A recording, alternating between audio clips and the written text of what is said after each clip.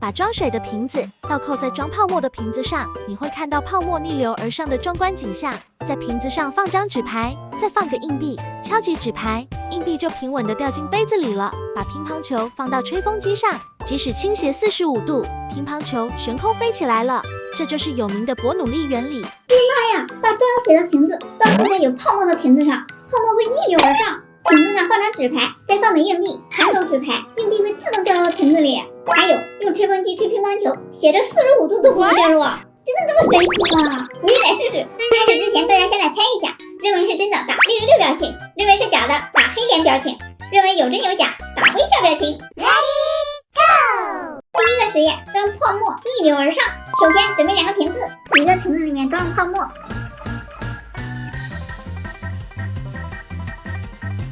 另外一个瓶子给它装满水。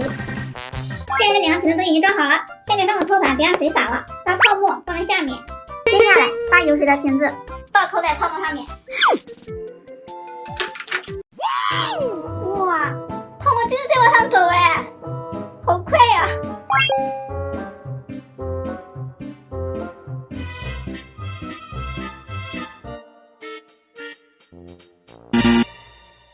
这水一倒下来，泡沫像失去了地球引力一样，都往上跑，好好看啊！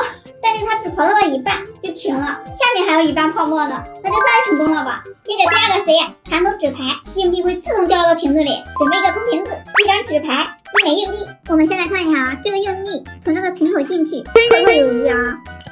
我们把纸牌放在瓶头，硬币放在纸牌上，可以看到这个硬币是在这个瓶口中间的。下面我们把这个纸牌弹走，看这个硬币会不会掉到瓶子里啊？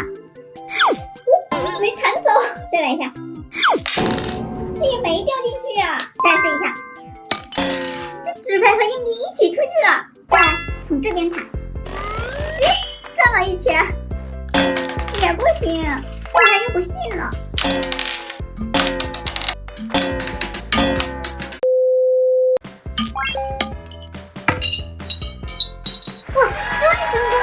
这个成功的秘诀，一定要速度很快很稳才行。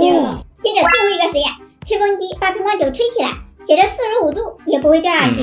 这我感觉吹风机把乒乓球吹起来肯定没问题，但是斜着也不会掉，我感觉不太可能吧。准备一个不要钱的乒乓球，还有一个吹风机。来，我们把乒乓球放在吹风机上，直接开吹。吹起来了，直着吹肯定是没问题的。我们来斜一下啊。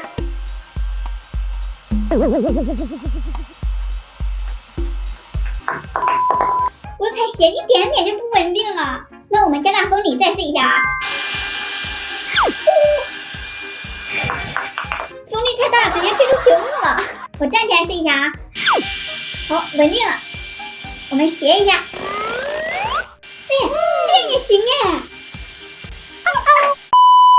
就是不能坚持太长时间，看来这个也是真的。小伙伴们，你们猜对了吗？